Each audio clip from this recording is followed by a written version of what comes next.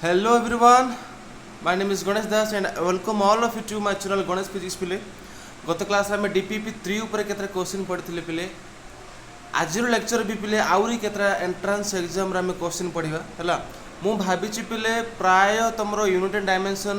रो जतिकी मु संभव मु एंट्रेंस ओरिएंटेड जीबी पिले because it is very important all of you to know about the question that is asked in the competitive examination आज video भी डिफरेंट टाइप हो कहीं देख आज भिडियो स्क्रीन रेकर्ड हो बट मोर भिडियो आसन राइट बिकज मोर कैमेरा प्रोब्लेम टिके हो पिले दैट्स मु भाविली है कि without my video means more face मु तुमको भिडियोटा बनैबी है तो तुम यहाँ भावनी जे गणेश सार नहांती तो यहाँ आउ किए पढ़ाऊँगी है मुझे पढ़ाऊँगी है तो स्टार्ट करवा आज लेक्चर है तो आज लेक्चर में कौन पढ़ा DPP नंबर 4 आउ किसी एंट्रेंस एग्जाम रो क्वेश्चन है गत क्लास भी आम किसी क्वेश्चन डिस्कसन करते आज क्लास भी किसी डिफरेंट क्वेश्चन आम डिस्कसन करवा आ गोटे कथा मुझे कहना चाहिए केतरा क्वेश्चन बारंबार रिपीट भी हो पारे पिले है रिपीट हेल्ले भी किसी प्रोब्लेम ना तुमको सीटा कौन आउ थे मन पड़ जाओ मन रही है तो let's talk about today's class तो तुम गोटे PDF मुझे खोल पिले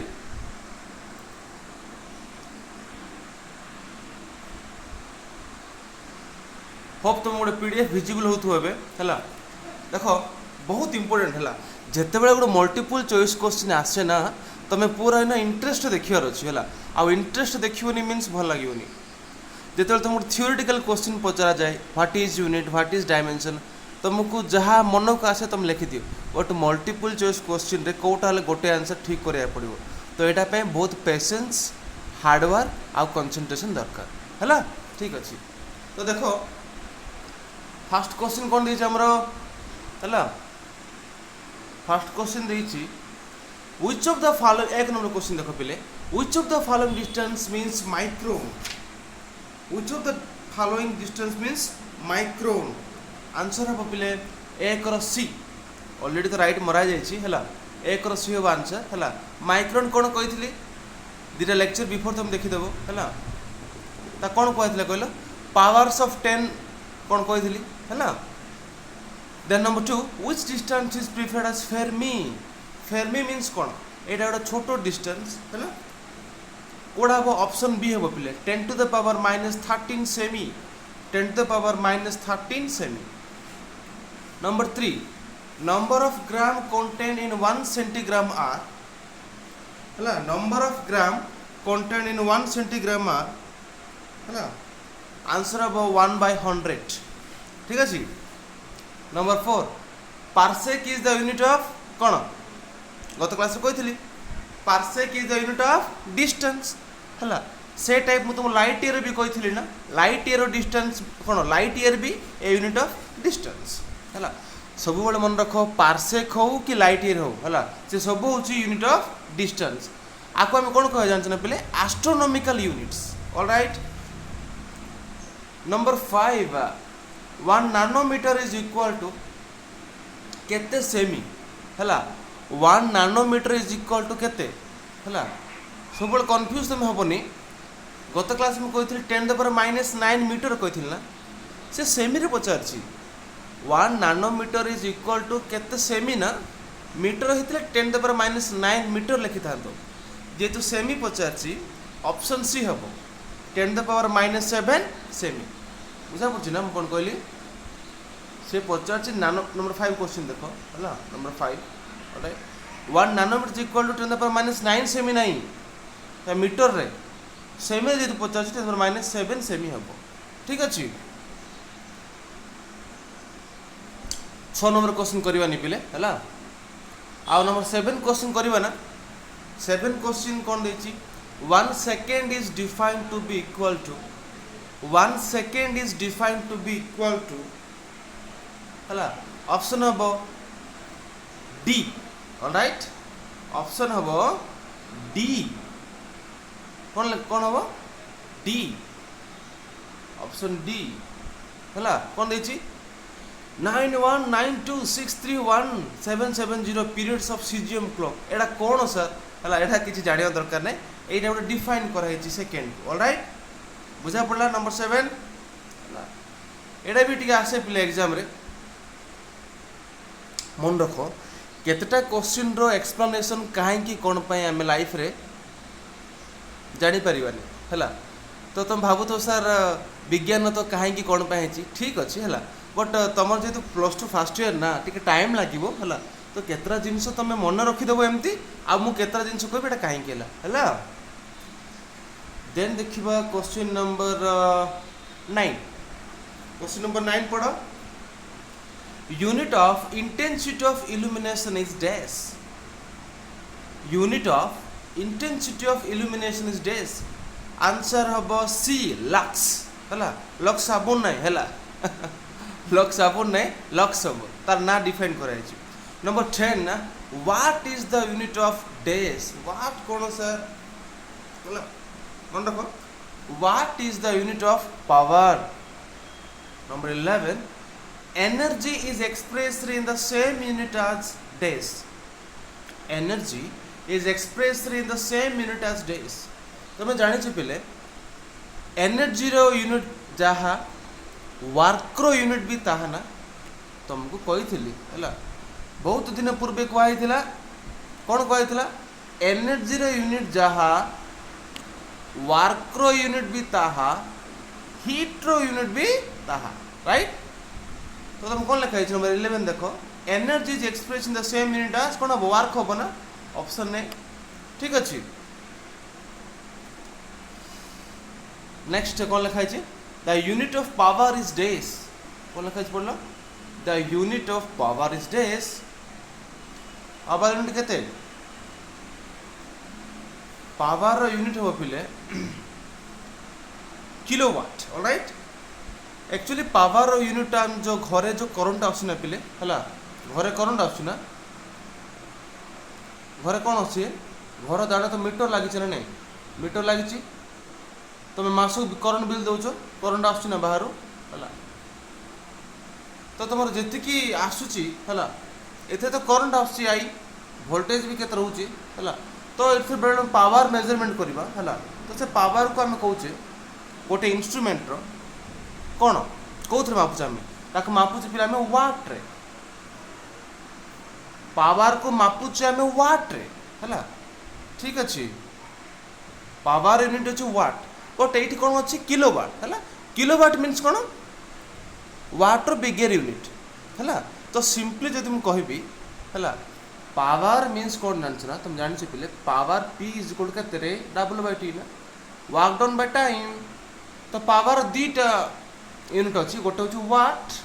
आ गोटे हूँ किलोवाट जेहेतु वाट देनी आंसर हम किलोवाट ऑलराइट तो कौन दे the unit of power is kilowatt number 13 is more interesting question पिले है 13 कौन दे जूम करियो 13 number 13 Which one of the following is not a unit of time? Which one of the following is not a unit of time? कोटा lunar month, leap year, parallactic second, solar day. कोटा time रो unit नहीं पचार ना question बोल से पड़वा निम्नलिखित मध्य Kyonti not a unit of time. lunar month सीटा भी गोटे टाइम जाउची leap year जानचो ना leap year कौन जानचो अधिवर्ष पर रे लीप ईयर को टाइम रे मेजरमेंट करछे सोलार डे को भी हमें टाइम रे मेजरमेंट करछे लूनार मंथ को भी टाइम रे मेजरमेंट करछे कोटा को टाइम रे मेजरमेंट करने पैरेलैटिक सेकंड को ऑप्शन सी होबा आंसर ठीक अछि नंबर 14 कौन दे 14 light year the unit of कौन light year is the unit of distance होबो ना ऑप्शन सी नंबर 15 तो करवानी पिले 15 करवानी हाँ what quantity is measured in ampere को थे मापुचे आम को क्वांटिटी करंट ना हम ना एक्चुअली तुम जानी पिले मु गत क्लास रे कही ना गोटे बल्ब थिला ना बल्ब जलुला ना एमती से बल्ब को कौन लगे गोटे बैटेरी लगे ना है एक्चुअली कौन हो जान ना से तार मध्य कौन प्रवाहित हो कहल करंट प्रवाहित हो पिले आई ना से करंट को आम कौन मापिए पिले एम्पियर है करंट जोटा प्रवाहित हो सब मन रख जिते तुमको फिजिक्स करंट कथा आसब ना है सिंपल कहीदेवी ना यहाँ गोटे तार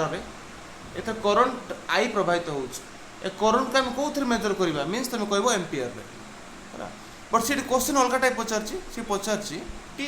what quantity is measured in ampere तो तुम कौन कह करंट है एम्पियर मीन्स कौन जान ना गोटे वैज्ञानिक ना है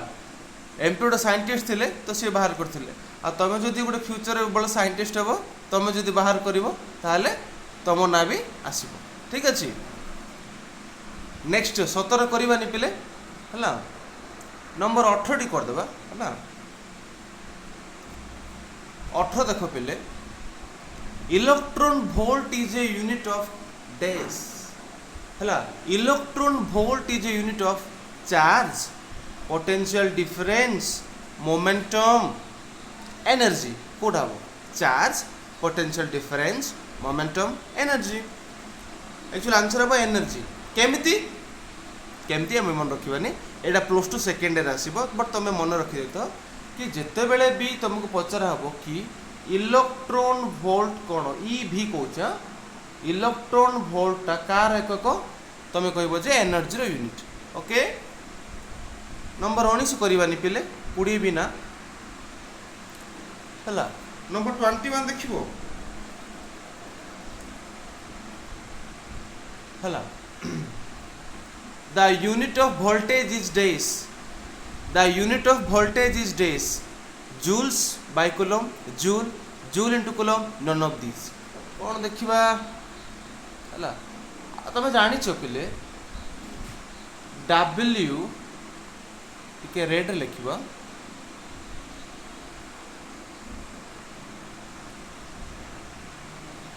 है तुम जाच W is equal to VQ ना सूत्र जान तुम तो ये V केते हम V is equal to W by Q ना हम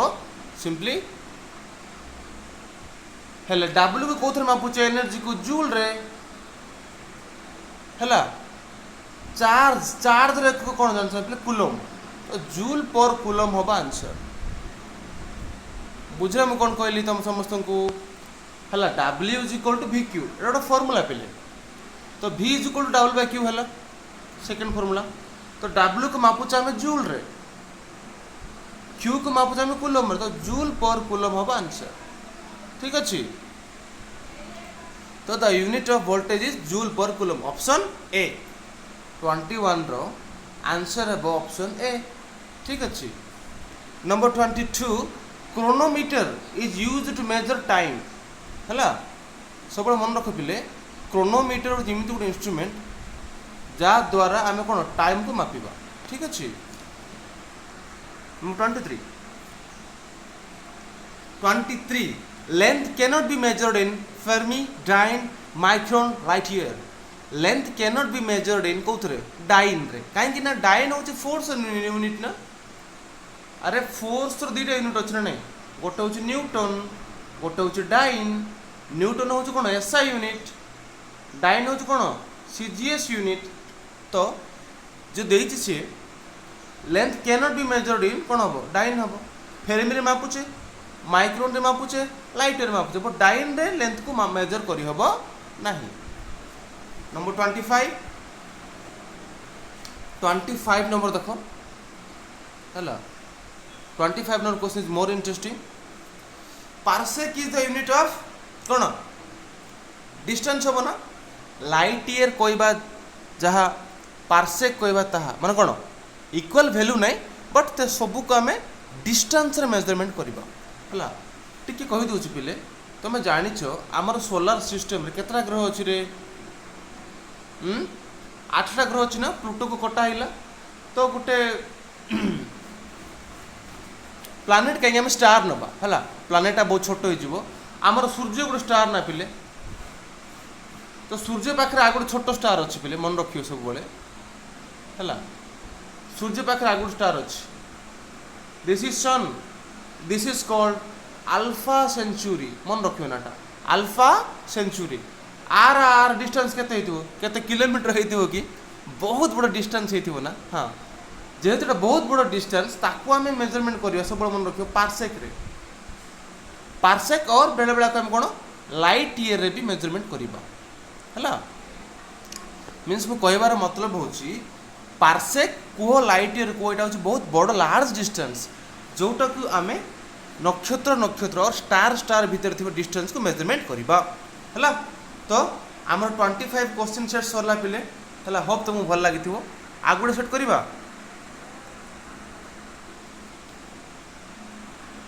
एटा भी बहुत इंटरेस्टिंग है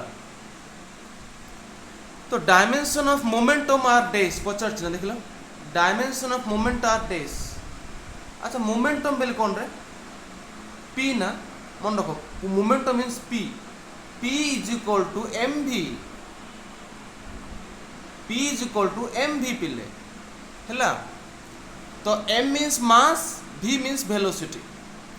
मास तो डायमेंशन जानी एम वेलोसिटी डायमेंशन जान कहते एल टी माइनस वन तो कहते हम 1 1 माइनस 1 तो ऑप्शन सी हूँ राइट आंसर हम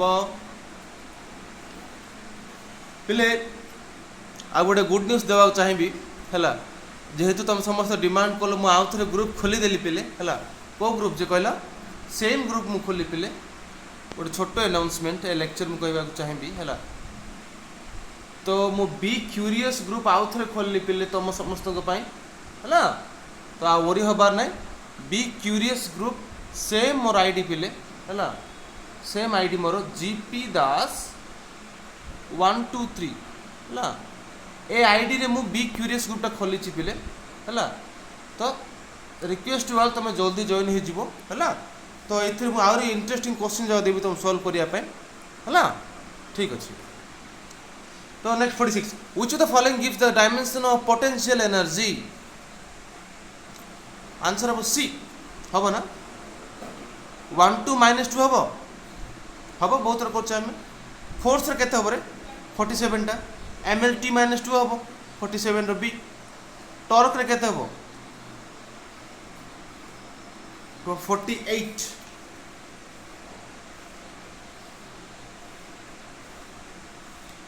टर्क रो डायमेंशन केते हम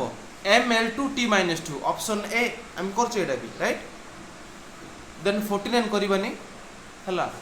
50 भी आम करवानी ना 50 करवा 50 करवा पे the dimension of light year अच्छा लाइट ईयर मीन कौन कहल डिस्टेंस ना डिस्टेंस मीन्स कौन एल थी बाकी मास न टाइम न मीन्स तार ऑप्शन हम ऑप्शन सी हम ना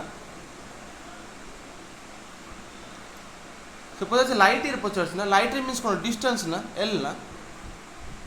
एल को कौन मापी आम कैपिटल एल रे डायमेंशन तार जेहेतु एल अच्छी L1 रहिबो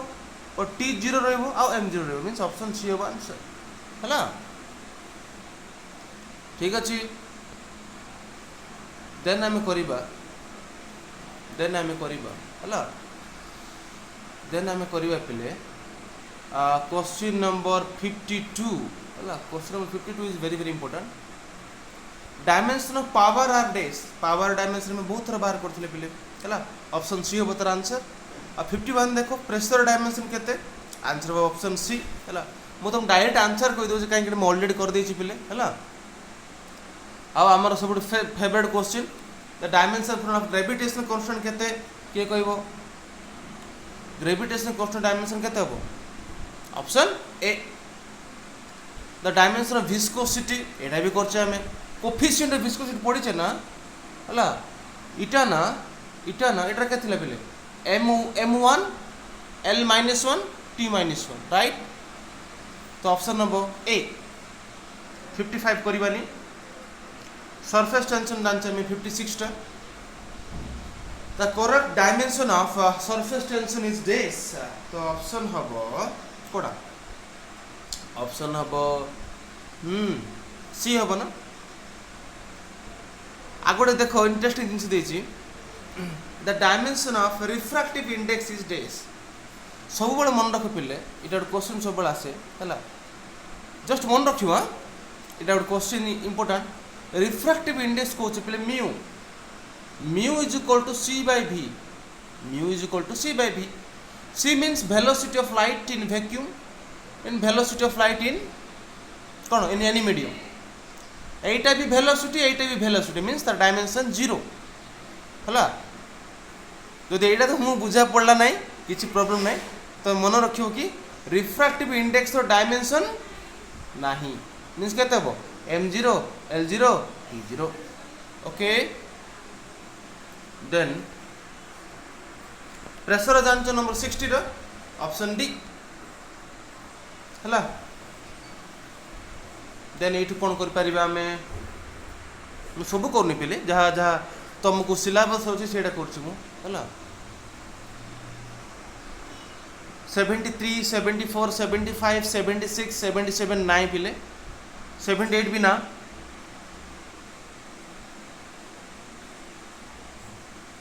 हला 79 देखो पिले 79 हला 79 नंबर क्वेश्चन देखो 79 which of the following is a dimensional constant Kota कहले डायमेंशनल कांस्टेंट हबो रिफ्रैक्टिव इंडेक्स डायमेंशन नहीं रिलेटिव इंडेक्स डायमेंशन नहीं पॉइजन्स रेशियो भी डायमेंशन नहीं ए सब कोन पर पड़िबा हला आगु को अछि बट ग्रेविटेशनल कांस्टेंट डायमेंशन अछि ना 0 तो आंसर हबो ऑप्शन डी ऑलराइट नंबर 80 देखो the dimension formula of A quantity गोटे क्वांटिटी रो डायमेंशन फॉर्मूला कौन क्वालिटेटिव ना क्वांटिटेटिव ना बोथ क्वालिटेटिव और क्वांटिटेटिव ना नहीं दे कोड़ा नहीं तो आर ऑप्शन हम पिले ऑप्शन सी तो डायमेंशन फॉर्मूला गोटे क्वांटिटी तले पडुचे फॉर एग्जांपल वेलोसिटी केते कहलो lt - 1 ना एटा बोथ क्वालिटेटिव दबो एंड क्वांटिटेटिव भी दबो ऑलराइट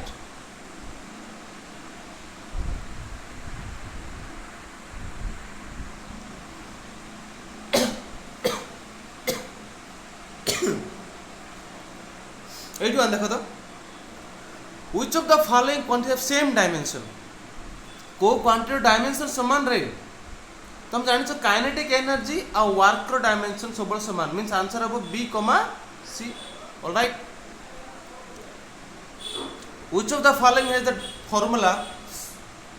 m1 l1 t - 1 हला आंसर हबो मोमेंटम नंबर 82 देखो मोमेंटम हबो आंसर पिले मोमेंटम कोन फार्मूला भूलिबनी पिले momentum means p is equal to mv right impulse पढ़िबानी पिले देन हाँ नंबर 86 करिया पिले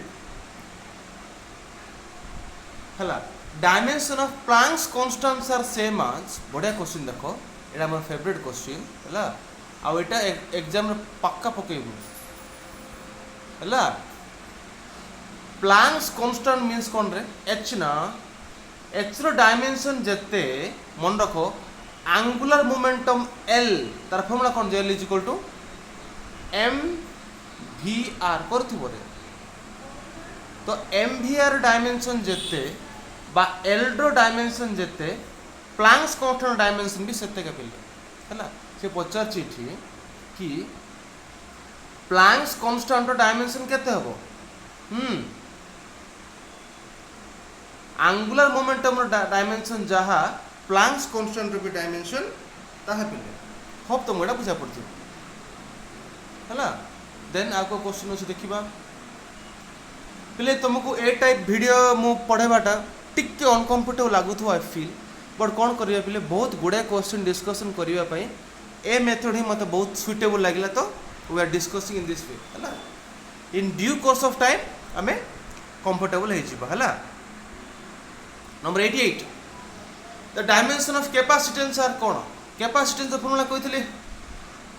हला तमे निजे करबो एटा पिले c q / v कहितले ना c q / v तो आकु तमे सॉल्व करले तमर आंसर आसीबो ऑप्शन ए हला ऑप्शन ए हो तमर आंसर ठीक अछि